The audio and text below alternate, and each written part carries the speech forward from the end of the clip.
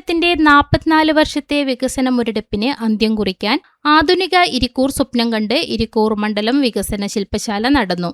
മണ്ഡലം പ്രകടന പത്രികയിൽ ഉൾപ്പെടുത്താനുള്ള വികസന കാഴ്ചപ്പാടുകൾ സ്വരൂപിക്കാനാണ് വികസന ശില്പശാല സംഘടിപ്പിച്ചത്. പൗരപ്രമുഖരും വിവിധ മേഖലകളിലെ പ്രഗത്ഭരെയും പങ്കെടുപ്പിച്ചുകൊണ്ടാണ് LDF ഇരിക്കൂർ നിയോജക മണ്ഡലം കമ്മിറ്റിയുടെ ആഭിമുഖ്യത്തിൽ ഹോട്ടൽ സമുദ്രയിൽ വികസന ശില്പശാല നടന്നത്. വൈവിധ്യങ്ങളായ നിർദ്ദേശങ്ങൾ പൗരപ്രമുഖരും വിദഗ്ധരും ശില്പശാലയിൽ അവതരിപ്പിച്ചു. കാർഷിക പ്രാധാന്യമുള്ള മണ്ഡലത്തിൽ ഇരിക്കൂർ ബ്രാൻഡ് എന്ന പേരിൽ ജൈവ ഉൽപ്പന്നങ്ങൾ പ്രോത്സാഹിപ്പിക്കാനും ആ ബ്രാൻഡിൽ വിപണനം നടത്താനും സ്ഥിരം സംവിധാനം ഒരുക്കുക, റബ്ബർ അധിഷ്ഠിത മൂല്യവർദ്ധിത ഉൽപ്പന്നങ്ങൾ നിർമ്മിക്കാൻ വ്യവസായ സംരംഭങ്ങൾ ആരംഭിക്കുക, വന്യമൃഗശല്യവും ക്ഷുദ്രജീവികളുടെ ആക്രമണങ്ങളിൽ നിന്നും കൃഷിയെയും കർഷകരെയും രക്ഷിക്കാനുള്ള നടപടി സ്വീകരിക്കുക, വന്യമൃഗ ആക്രമണം ഉണ്ടായാൽ ഇടപെടൽ നടത്താൻ മണ്ഡലത്തിൽ സ്ഥിരം റാപ്പിഡ് റെസ്പോൺസ് ടീം സ്ഥാപിക്കുക, ഇരിക്കൂർ ടൂറിസം സർക്യൂട്ട് പദ്ധതി നടപ്പിലാക്കുക, കൂട്ടുമുഖം PHC താലൂക്ക് ആശുപത്രിയായി ഉയർത്തുക, പ്രാദേശിക ഗ്രാമീണ റോഡുകൾ ഉന്നത നിലവാരത്തിൽ ഉയർത്തുക തുടങ്ങി വിവിധ മേഖലകളിൽ 200ഓളം നിർദ്ദേശങ്ങളാണ് ശില്പശാലയിൽ അവതരിപ്പിക്കപ്പെട്ടത്. ഓരോ നിർദ്ദേശങ്ങളും മണ്ഡലത്തിന്റെ വികസനത്തിന് അനിവാര്യമാണെന്നും LDF ഇരിക്കൂർ മണ്ഡലം സ്ഥാനാർത്ഥി അഡ്വക്കേറ്റ് മാത്യു കുന്നപ്പള്ളി അഭിപ്രായപ്പെട്ടു. നമ്മുടെ കഠിനാധ്വാനവും നമ്മുടെ ശ്രമവും ഇനിയുള്ള ദിവസങ്ങൾ മുടക്കിയാൽ നമുക്ക് ഈ മണ്ഡലം ഈസിയായിട്ട് നമ്മുടെ കൈപ്പിൽ ഒതുക്കാം എന്നാണ് ജെയിംസ് മാത്യു പറയുന്നത്. ഇതുവരെയുള്ള പ്രവർത്തനങ്ങളൊക്കെ നല്ല രീതിയിൽ പോയിട്ടുണ്ട്. ഇന്ന് മുതൽ സ്ഥാനാർത്ഥി പര്യടനം ആരംഭിക്കുകയാണ്. ഇത് കഴിയുമ്പോഴത്തേക്ക് നമുക്കൊരു നല്ല മൈലേജ് ഉണ്ടാക്കാൻ കഴിയുമെന്നാണ് ഞാൻ വിശ്വസിക്കുന്നത്. ഏറ്റവും പ്രധാനപ്പെട്ട കാര്യം, ഇരിക്കൂർ നിയമസഭാ മണ്ഡലത്തിൽ എന്തുകൊണ്ട് LDF വരണം എന്നുള്ളത് നിങ്ങൾ ജനങ്ങളുടെ അടുത്ത് പറയും. എന്താണ് കഴിഞ്ഞ 10 വർഷക്കാലം LDF ഗവൺമെൻറ് ഈ നാടിൽ ചെയ്തതെന്നും പറയാൻ തയ്യാറാണ്. ഇത് രണ്ടും പറഞ്ഞാൽ നമുക്ക് വിജയസാധ്യത നമ്മുടെ അടുത്ത് തന്നെ.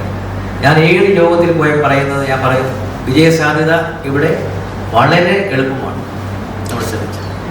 മണ്ഡലത്തിലെ ഓരോ കുടുംബങ്ങളെയും സ്പർശിച്ചുകൊണ്ടുള്ള വികസന പ്രവർത്തനങ്ങൾ നടപ്പിലാക്കുന്നതിനുള്ള ഇടപെടൽ നടത്താനാണ് ഉദ്ദേശിക്കുന്നതെന്നും സ്ഥാനാർത്ഥി നൽകിയ നിർദ്ദേശങ്ങൾ മണ്ഡലം പ്രകടന പത്രികയിൽ ഉൾപ്പെടുത്തുമെന്നും പൗരപ്രമുഖർക്ക് LDF നേതാക്കൾ ഉറപ്പു നൽകി. മുൻ MLAയും CPIM നേതാവുമായ ജെയിംസ് മാത്യു ശില്പശാല ഉദ്ഘാടനം ചെയ്തു. LDF ഇരിക്കൂർ മണ്ഡലം തിരഞ്ഞെടുപ്പ് കമ്മിറ്റി കൺവീനർ സജി കുറ്റ്യാനുമറ്റം അധ്യക്ഷനായി. LDF നേതാക്കളായ M Karunakaran, PV Gopinath, Sajan K Joseph, MC Raghavan, P Madhusudanan, Viji Soman, Joy Konnakkal, VV Sevi, P Rajesh, പൗരപ്രമുഖരായ PR അജിത് വർമ്മ, മുൻ ACP TK Rathnakumar, Chengalayi panchayat president BP Vipina, ജില്ലാ പ്ലാനിംഗ് കൌൺസിൽ അംഗം KV Govindan, Taliparamba taluk library council secretary EK Ajith Kumar, ജില്ലാ പഞ്ചായത്ത് മുൻ പ്രസിഡന്റ് KK രത്നകുമാരി, ബാങ്ക് പ്രസിഡന്റുമാരായ TM Joshi, C Ramachandran, Anil P George തുടങ്ങിയവർ പങ്കെടുത്തു.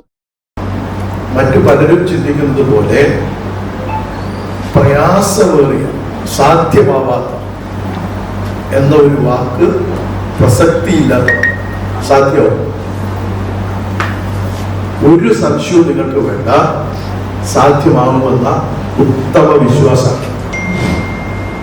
ഈ തെരഞ്ഞെടുപ്പിന്റെ സവിശേഷത എന്താ?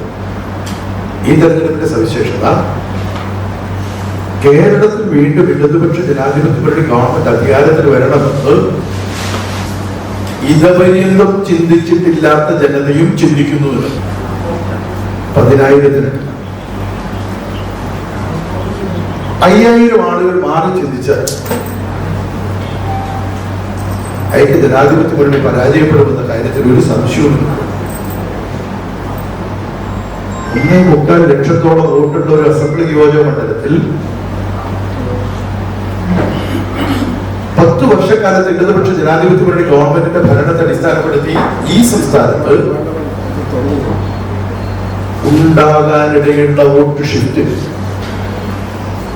ആ വോട്ട് മാറ്റം ആനുപാതികമായി 140 നിയോജക മണ്ഡലത്തെ അടിസ്ഥാനപ്പെടുത്തി ഇരിക്കൂറിൽ ഉണ്ടായാൽ ഇരിക്കൂർ ജയിച്ചു.